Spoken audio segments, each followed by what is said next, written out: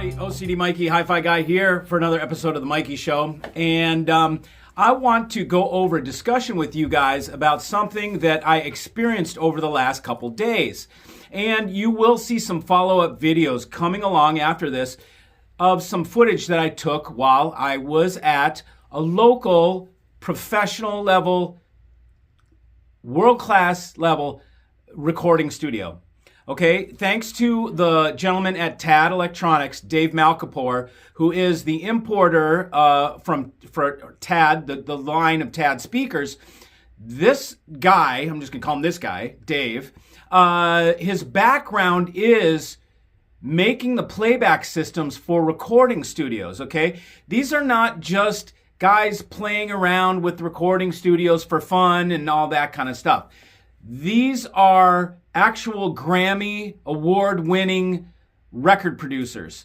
And so these are top-level recording studios. He's got a brand called Augsburger. If you are in the professional industry, you will know Augsburger. It is a very well-known studio monitor type speaker that they use in the mixing studios when they're recording, they're tracking, and they're playing it back right there. The singer's in a vocal booth, they're taking vocal tracks, they're adding in music and beats, and you're putting it together, and you have to play it back, right? So you have to monitor it. That's why they're called monitors, because you're monitoring what's going on. You're making changes to the mix and then playing it back. And it's where the music is made, okay, in the professional recording studio, the professional mixing studio and mixing suite, which are these rooms. Now, Dave also has amplifiers that he makes. The amplifiers are Class D, the same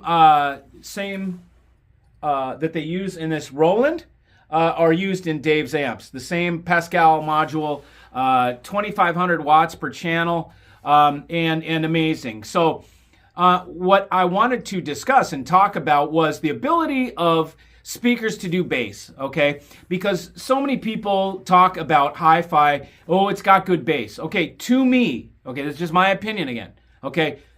Bass is it's like stupid. Of course it needs to be there. It's no big deal if it doesn't. It needs to do it.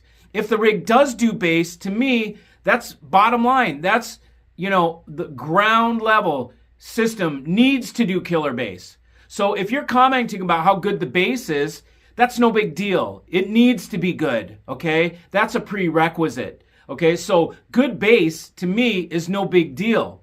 Good bass is a prerequisite. It needs to be there. So it's not a special thing when something does good bass. When something doesn't do good bass, that's where there's an issue, okay? But it's not a big deal when it does bass. Now, I went to one of Dave's setups. We were at a recording studio down here in Atlanta. It was an R&B recording studio.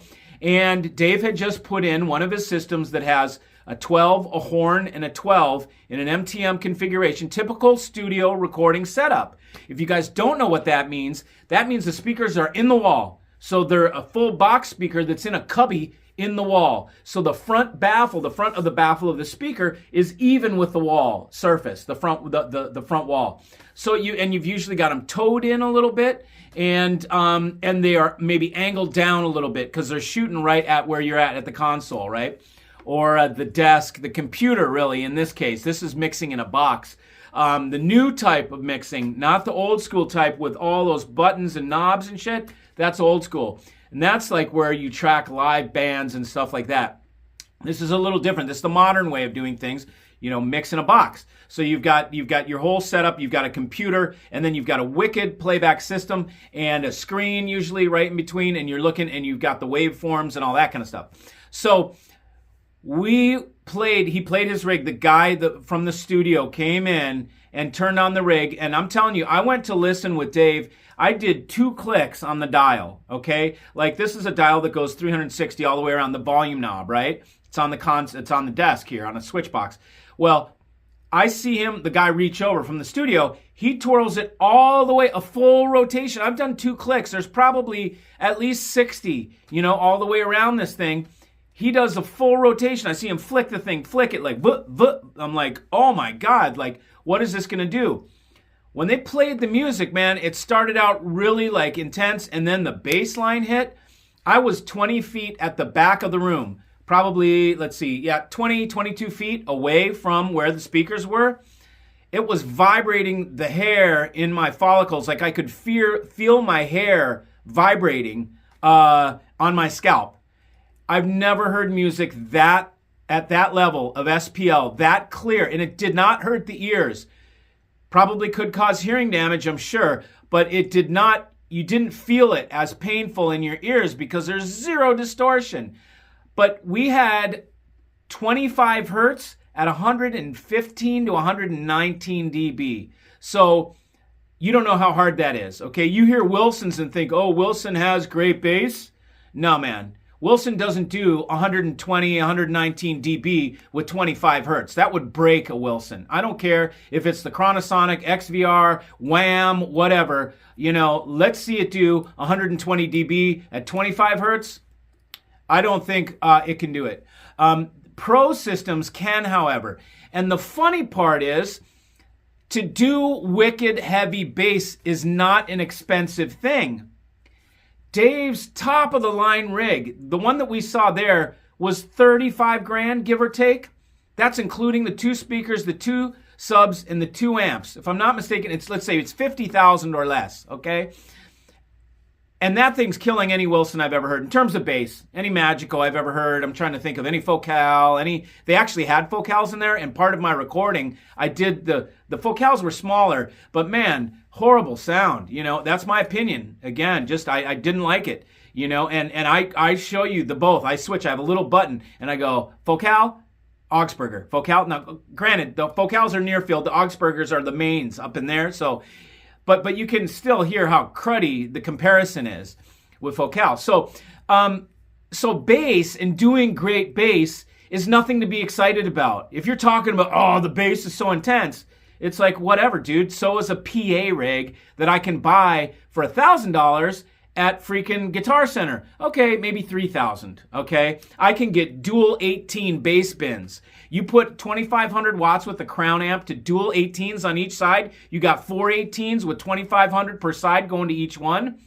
It's going to do more bass than it will be borderline make you nervous. Like I'm going to hurt something's going to happen. Like this is too intense. Something's going to happen that it might not be good. I'm going to also bring you guys another example I have. I know a local builder of PA rigs.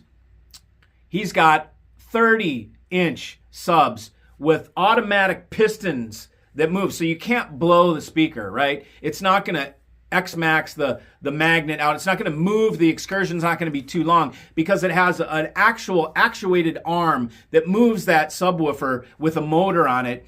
And that thing can do 20 hertz at like 130 dB, which makes you feel like worried that it might stop your heart. It's no joke. That kind of bass level at that kind of output volume makes you really nervous. You feel your rib cage resonate. It resonates all your guts, all your inside organs start moving around, and you can feel them moving with the bass. And it feels like, holy shit, this might stop my heart. Like I don't know that I want my heart this close to this shit. It could make my heart arrhythmatic, you know, if that's a word, arrhythmia, you know, I don't know, whatever. Anyways, the bottom line is bass is cheap to make it sound big. Big bass is not expensive. So if there's a $300,000 speaker or a $100,000 speaker and it's doing amazing bass, that is the silliest thing you could say about it. I just wanted to take a quick second and talk about bass. If you guys want to comment below, tell me what you think about bass. You get excited for bass in a car audio rig, you know. In a home audio rig, it's absolutely necessary. It's not something that's cool. It's not something that's extra, that's whatever. It better freaking do it. That's the bottom line. Sign up, give me a thumbs up, sign up for the channel to continue so I can continue this content. But I just wanted to talk about the idea of bass response and bass, and do speakers do good bass? And man, that's car audio talk, you know. Pro audio will blow the eyebrows off your face with bass and stop your heart potentially if you're into that kind of thing. And it could cost you $3,000 if you go. I bought towers before, 18-inch dual bass bins. They were $1,500 each, and you get them and you put an amp, another say 1,500 for a crown amp or something like that, and you can have for $5,000, let's say, you can have 20 hertz at over 100 dB and crack your ceiling. I've cracked my ceiling in here with bass. Anyways, just wanted to let you guys know. I'll be back with more. See you.